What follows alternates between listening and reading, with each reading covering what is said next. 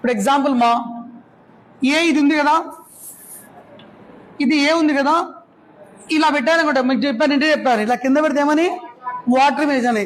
అప్పుడు ఇలా అవుతుంది, ఇలా అవుతుంది. బాగానండి.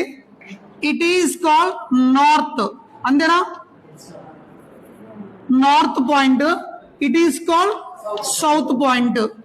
సో అప్పుడు ఏమైపోయింది చూడండి, నార్త్ పైన కింద సౌత్ ఉంది. ఇప్పుడు ఏమొచ్చింది, ఇక్కడ సౌత్ వచ్చేసింది, ఇక్కడ నార్త్.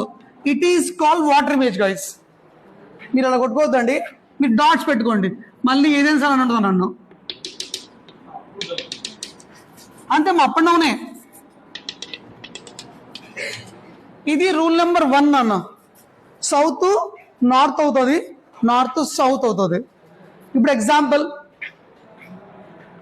ఏం తీసుకోవచ్చు, లెటర్ చాలా తీసుకోవచ్చు. టేక్ దట్ టీ తీసుకుందాం. ఎగ్జాంపుల్ టీ అన్ని తీసుకుందాం, తొందరపడకండి. ఇది ఎక్కడుంది, నార్త్ లో ఉంది. ఈ యాంగిల్ ఎక్కడ ఉంది, సౌత్ లో ఉంది. ఇప్పుడు ఇలా పెట్టా, దీని అర్థం ఏంటి? ఇట్స్ ఏ వాటర్ ఇమేజెస్, అంటే ఇలా వచ్చింది కాబట్టి వాటర్ ఇమేజ్.